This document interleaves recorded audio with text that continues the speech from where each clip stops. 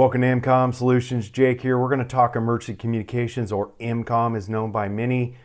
Really kind of the origins and the history of it, what the term means, and then what does it mean to you, and how do you utilize these systems and technologies to improve your contingency plan, your emergency action plan, your preparedness plan, whatever you want to use, term you want to use there, to make yourself a more prepared citizen and ready for crises or disasters when they happen. So the term itself kind of refers to systems, technologies, or protocols used to facilitate communications during a crisis, disaster, or other urgent situation. Historically, emergency communications emerged as society recognized the importance of coordinating response to natural disasters, wars, or other crises. One of the earliest formalized examples dates back to the 19th century with the advent of telegraph. During the American Civil War, the U.S. Military Telegraph Corps established to transmit critical messages, laying the groundwork for organized emergency communication systems. The telegraph allowed for rapid dissemination of information across long distances, a revolutionary capability at the time. The term EmComm itself is a little difficult to find the exact origins, but is a modern abbreviation, likely popularized in the 20th or 21st century, particularly within the amateur radio community.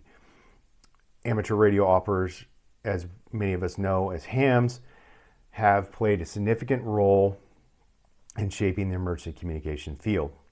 The amateur radio, or the American Radio Relay League, ARRL, was founded in 1914 and formalized the use of ham radio for emergency support, especially in those, responding to natural disasters and other events. In the more broader context, the concept of emergency communications expanded with technologies and advancements, telephone, radio, broadcasting, and later, of course, satellite and internet-based communication systems. Government agencies like FEMA, which was established in 1979, further institutionalized the systems, integrating it into natural disaster response frameworks. While the exact coining of EmComm is difficult to pinpoint, its roots lie in historical developments with the ham radio enthusiasts and emergency responders driving the adoption of a recognized term today. It encompasses a wide range of tools, from traditional radios to modern digital networks, all aiming to ensure communication resilience in a crisis. That's a key point there. What does this mean for you, the average citizen? While it is great that there is many governmental and non-governmental entities out there that prioritize the ability to communicate during disaster response operations, the real question arises is when you ask yourself, right, how do I communicate with a first responder or others, your loved ones, your team members, your community members, whoever it is you've identified that you want to communicate with or have the ability to communicate with in a disaster?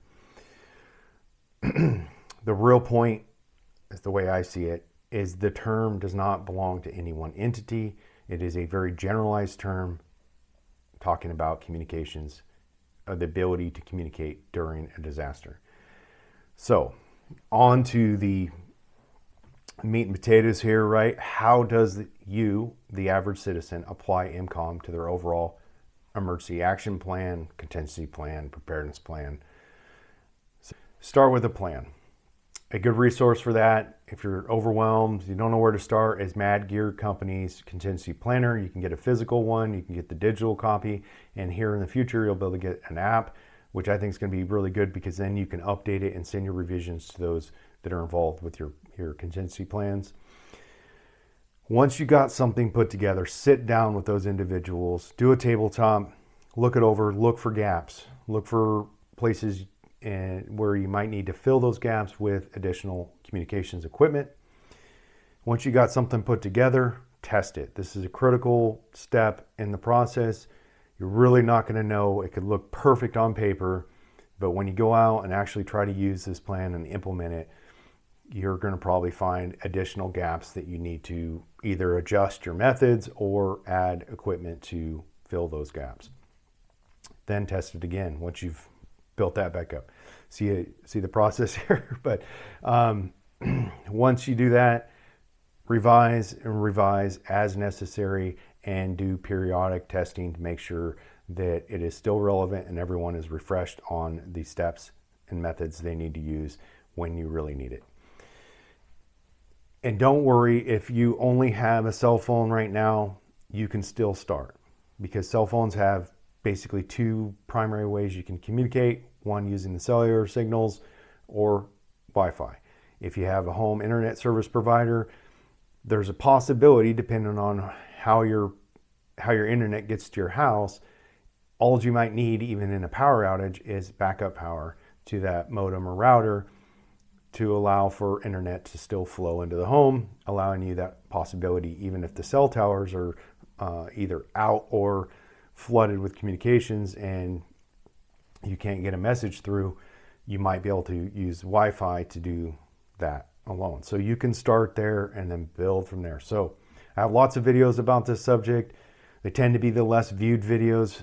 Planning is boring to most people. I enjoy it, but hey, if you like what we do here, please hit that like button, subscribe to the channel, check out our social media links, website, and other product links down below. Thanks for watching, and stay tuned for more emergency communication solutions videos.